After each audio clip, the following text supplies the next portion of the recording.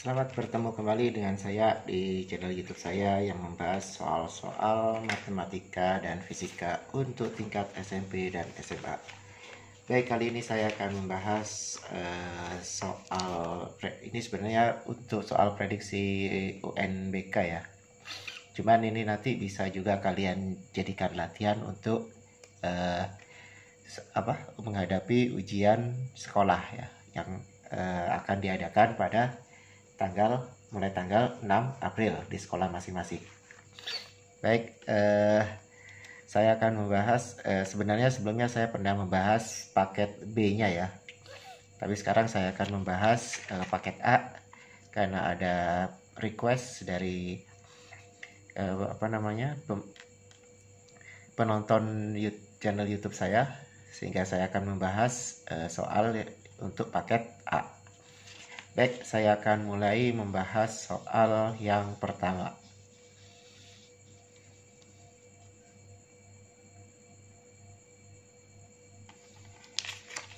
Soal yang pertama. Seorang pelari yang masanya 60 kg memecahkan rekor lari 100 meter dengan catatan waktu 9,02 sekon. Berdasarkan data pelari tersebut dapat dihasilkan besaran turunan. Jadi di sini yang diketahui adalah massa. Ini adalah massa ya. Atau simbolnya M. Kemudian ini adalah jarak. Atau simbolnya S. Kemudian yang ini adalah waktu. Simbolnya adalah T. Nah, besaran turunan yang bisa dihasilkan itu antara lain karena yang diketahui jarak dengan waktu, berarti bisa mencari kecepatan. Karena apa? Kecepatan adalah S per T. Nah, berarti yang ada kecepatannya betul. Nah, cuman yang ini nih, tekanan salah ya, karena tekanan atau P itu adalah gaya per satuan luas permukaan. Salah ya, karena di sini tidak diketahui luasan dari pelarinya ya, kaki dari pelari. Berarti yang ini salah. Kemudian yang kedua, percepatan dan energi kinetik. Percepatan ini bisa ya, karena apa? Karena dia turunan dari kecepatan. Energi kinetik pelari. Nah, energi kinetik ya, itu kan persamanya setengah M kali V kuadrat. M-nya ada ya, masanya ada. Kemudian V-nya dapat dari tadi nih, dari S bagi T. Nanti jawabannya yang B. Kemudian yang nomor 2, perhatikan skema berikut.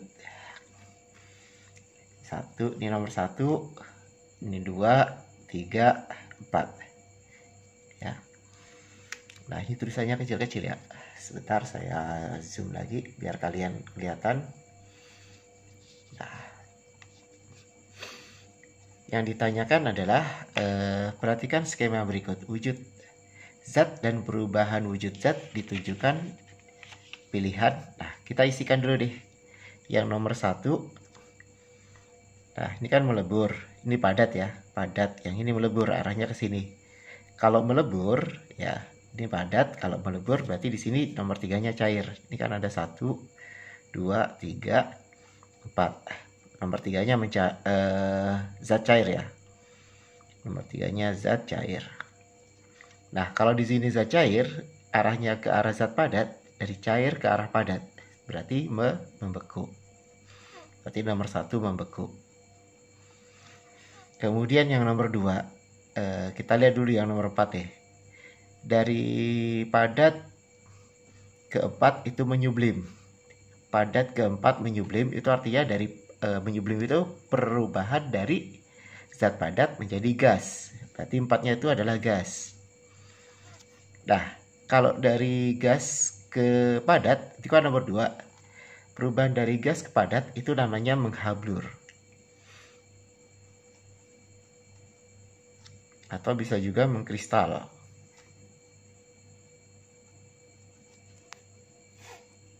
Nah, sekarang tinggal kita lihat pilihannya nih.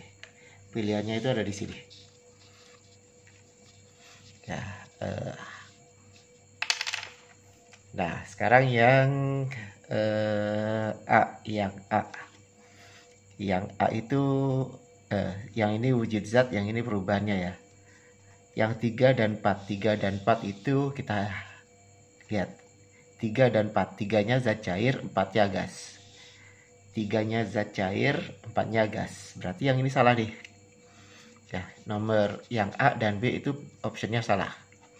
Karena 3-nya itu adalah zat cair, 4-nya itu yang gas. A-nya salah, cair gas, D-nya juga salah ya. Nah, sekarang kita lihat perubahan wujudnya 1 dan 2. Satunya itu membeku, 2-nya itu menghablur. 1 membeku, 2 menghablur atau mengkristal. 1 membeku. Nah, ini betul, 2-nya mengkristal. Nah, betul. Berarti jawabannya adalah yang B.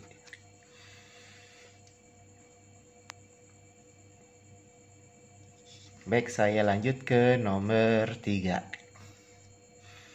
Sifat-sifat fisik sebuah batu adalah, nah, batu itu adalah zat padat. Ini adalah zat padat. Nah, sifat fisik zat padat apa? Volumenya tetap. Ya, volumenya tetap. Berarti yang A betul. Kalau yang berubah berarti salah. Berarti yang B dan C itu salah. Jadi zat padat itu volumenya tetap. Kemudian kerapatan partikel itu sangat rapat. Kita lihat. Karena pilihannya antara A atau D. Sangat rapat, betul. Yang D-nya renggang. Nah, ini salah. Udah, opsinya adalah yang A jawabannya. Kemudian yang nomor 4. Ini nomor 4. Perhatikan grafik jarak S terhadap waktu atau T sebuah benda berikut. Hati-hati ya, ini jarak, di sini adalah waktu. Jenis gerakan setiap segmen benda secara berurutan adalah, nah kita lihat satu itu ke atas. Berarti dia mengalami perubahan jaraknya. Artinya dia dipercepat. Nah, 2 ini kan jarak nih. Artinya jaraknya tetap nih, tidak berubah. Berarti dia dalam keadaan diam. Kemudian yang nomor 3 itu kan dia turun. Berarti dia diperlambat. Nah, kita lihat jenis gerakannya. Yang A, benda diperlambat. Salah ya, harusnya dipercepat ya. Salah. Kemudian yang B juga salah ya, harusnya dipercepat. Kemudian yang C, benda dipercepat. Betul, benda diperlambat. Yang kedua itu diam. Berarti ini salah. Berarti opsinya adalah, jawabannya adalah yang D. Lanjut ke nomor 5. Perhatikan gambar benda dengan beberapa gaya. Jadi ada 2 ya, ada 2 keadaan ya. Yang ditanyakan adalah kedua benda bergerak secara bersamaan. Hati-hati, secara bersamaan. Sama-sama menempuh jarak 25 meter. Kesimpulan dari gerak benda tersebut adalah, nah, karena bendanya itu bergerak bersamaan ya, nanti artinya tidak ada benda yang saling mendahului karena dia bergeraknya bersamaan. Jadi kalau ada keterangannya mendahului, itu berarti salah. Nah, ini yang B salah, kemudian yang B-nya aja yang salah ya. Sekarang kita cek yang mana yang nyampe dulu. Ya. Jadi benda akan sampai terlebih dahulu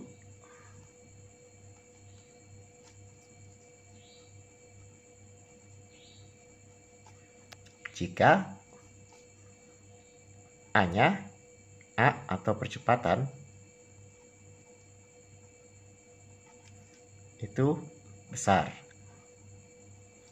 Jadi kalau bendanya itu bisa nyampe dulu, dia mempunyai percepatan yang besar, lebih besar.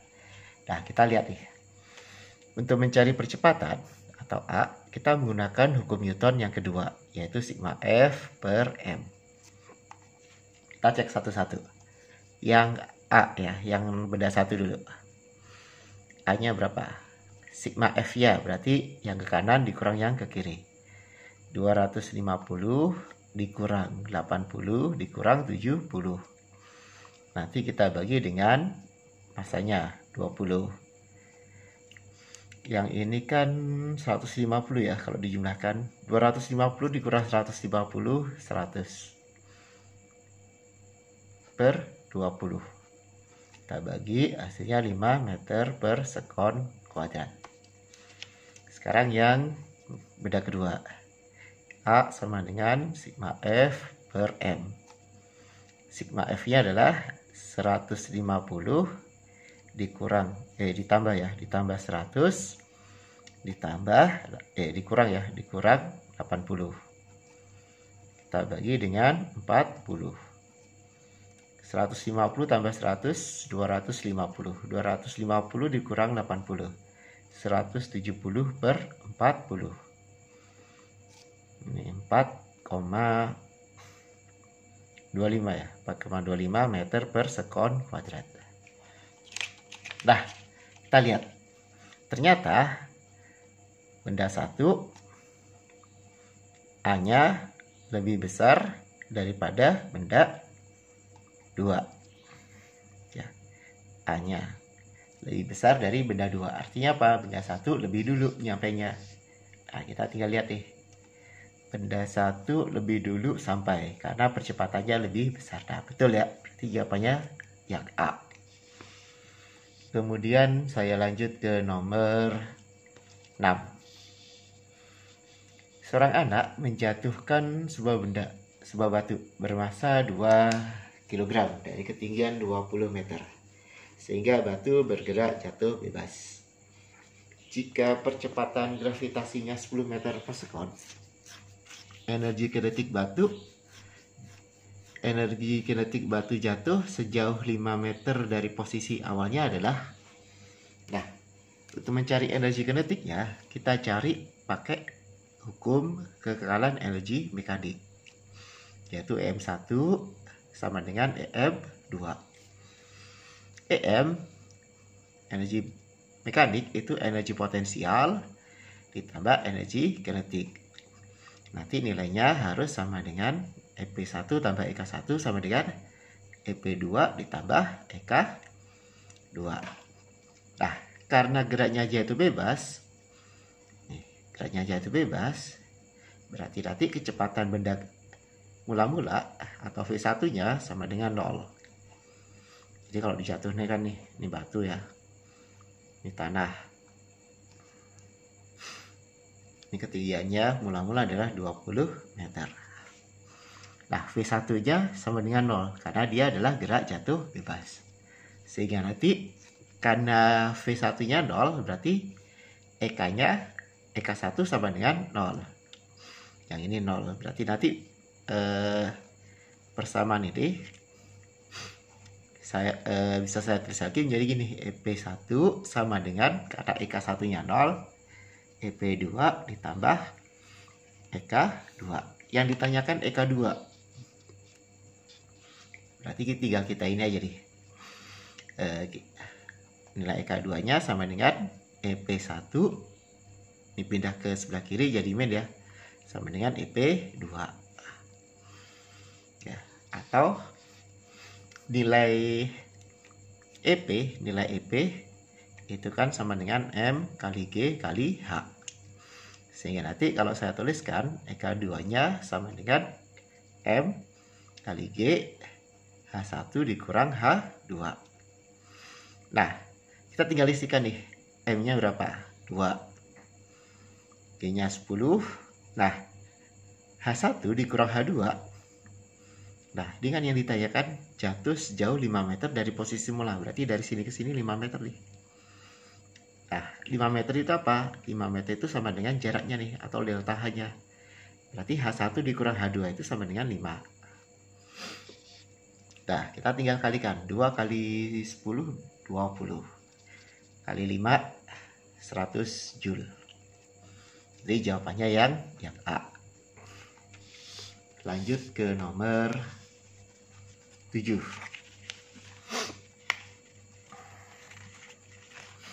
Nomor 7. Perhatikan gambar berikut. Jika usaha yang bekerja pada benda sebesar 60 Joule dan benda mengalami perpindahan 12 meter. Gaya A dan B adalah usaha itu sama dengan resultan gaya dikali perpindahan. Nah, kita cari nih sigma F ya. W-nya udah ketemu ya, 60. Sama dengan kita cari sigma F-nya nih berapa. Dikali S-nya berapa? 12. Nanti sigma F-nya itu sama dengan 60 dibagi 12. Sama dengan berapa? Sama dengan 5 Newton. Jadi resultan gayanya harus 5 Newton. Nah, resultan gaya itu sendiri apa? Sigma F-nya. Sigma F-nya itu bisa 20 dikurang A dikurang B. Karena A dan B-nya kan ke arah kiri. Ya. Atau misalkan ininya karena sigma F-nya 5, kita isikan di sini 5. 5 sama dengan 20 dikurang A dikurang B. Ya. Nah,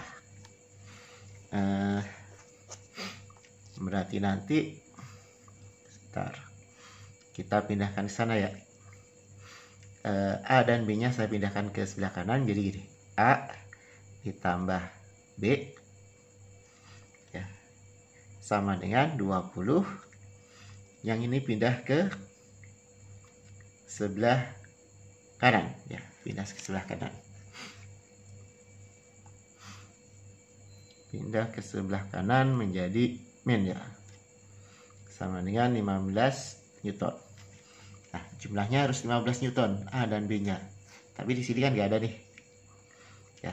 Nah, atau bisa juga gini, perpindahannya ternyata ke arah kiri. Kalau ke arah kiri berarti nanti sigma F nya jadinya gini, sigma F nya A ditambah B dikurang 20 kalau perpindahannya ke arah kiri.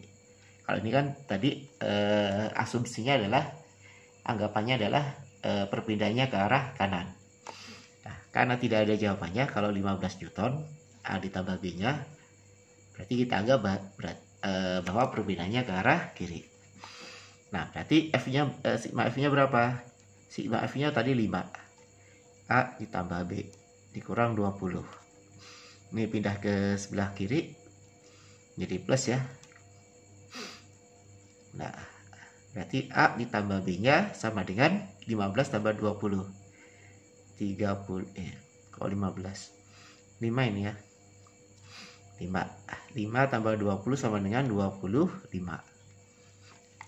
Nah, kita lihat yang jumlahnya 25. 12 tambah 10 22. Ini jumlahnya 22. 13 tambah 9 21. 14 tambah 9 23. 15 tambah 10 25. Nah, jawabannya ternyata adalah yang D.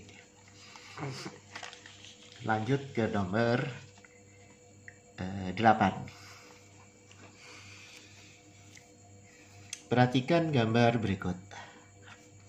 Saat titik tumpu bergeser 10 cm mendekati titik beban, supaya tuas tetap seimbang, maka harus dilakukan.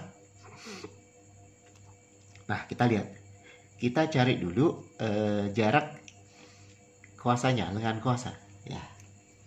Lengan kuasanya sebelum digeser berapa nih? Nah, kita pakai rumus beban dikali lengan beban sama dengan kuasa dikali lengan kuasa. Bebannya berapa? 600. Lengan bebannya 20 ya. Kuasanya 300. Dengan kuasanya kita cari 600 kita bagi dengan 300. Ini 2 kali 20 40. Berarti lengan kuasanya di sini adalah 40 cm. Nah, sekarang kalau digeser nih. Digeser mendekati 10 cm mendekati titik beban. Berarti sekarang letaknya di sini nih. Nah, titik tumpunya digeser. Nah, jarak dari beban ke titik tumpu itu sekarang menjadi 10.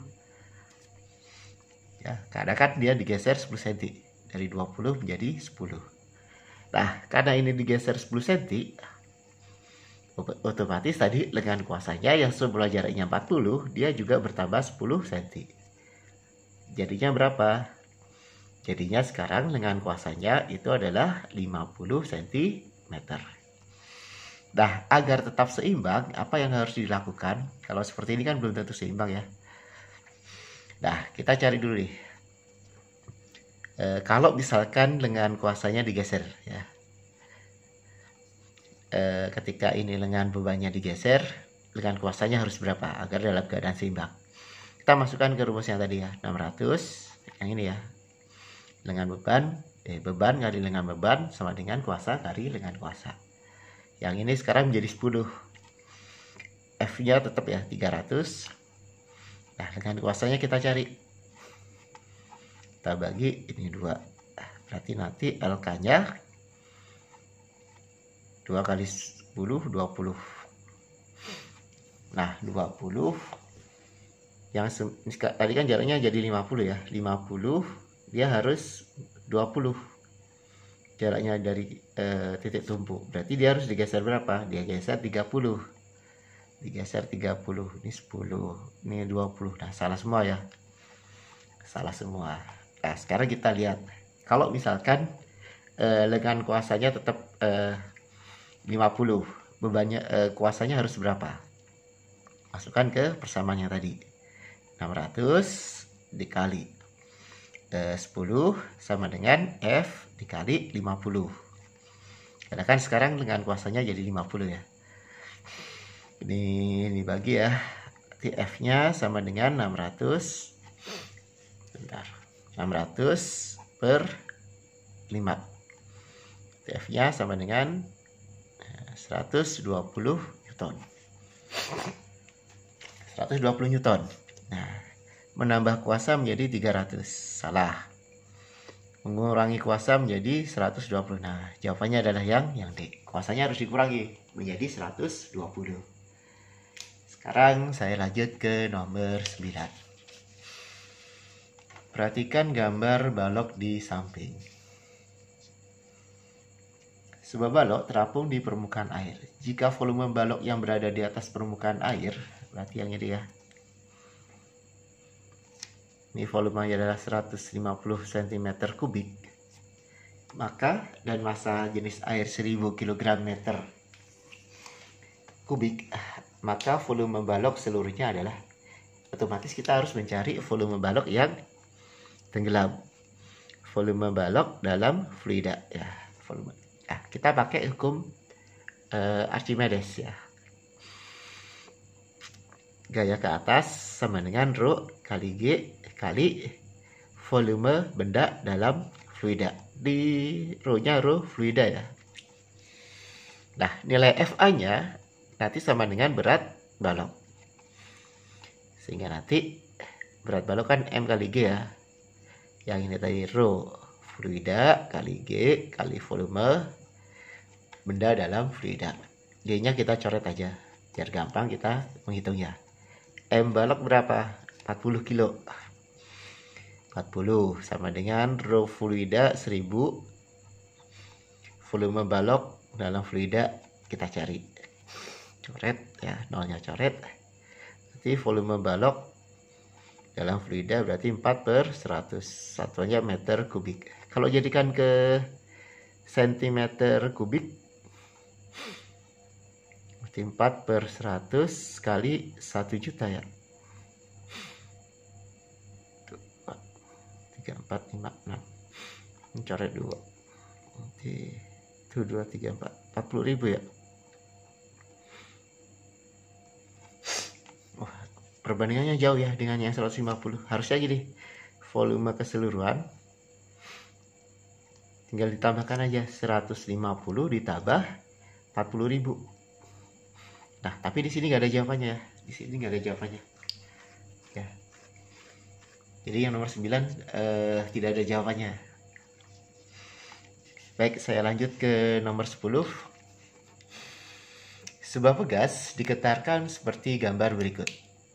Pegas semula pada posisi B, kemudian ditarik ke A, lalu dilepaskan sehingga beban bergerak dari A ke B ke C ke B lagi dalam waktu 1,2 sekon. Besar periode getaran pegas adalah yang ditanyakan periode. Untuk mencari periode itu T besar ya. Untuk mencari periode, waktu getarnya dibagi dengan jumlah getaran. Yang ini adalah banyaknya getaran.